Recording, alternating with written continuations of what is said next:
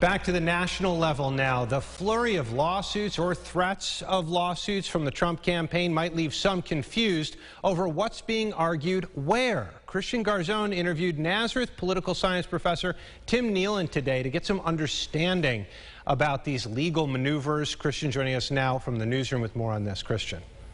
Hey, Adam, Kneeland says much of what you're seeing, be it the president with those injunctions or the wait on absentee ballots here, well, it's all kind of part of the process. He explains all the count and recount commotion going on right now. For many political races, we're waiting with bated breath on the counting to wrap up. So, that's what democracy is about. We don't always get what we want, but we certainly should have the right to have our say. When it comes to the White House, Timothy Kneeland, political science professor at Nazareth, says certain states an automatic recount is possible. Other states might get tied up in special court orders.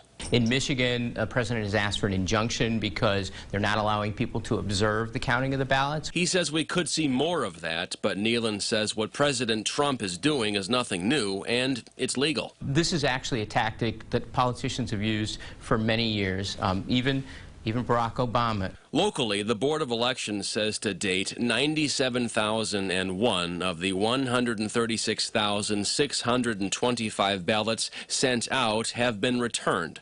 Absentee ballots won't begin to get tallied, though, until November 16th.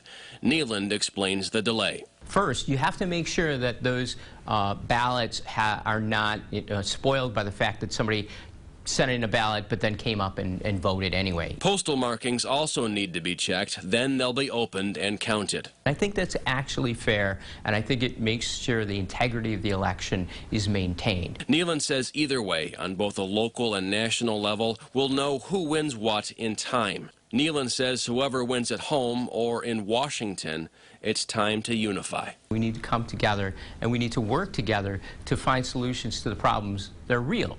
Economic problems, the problem with the pandemic, some social injustice that we see in our communities.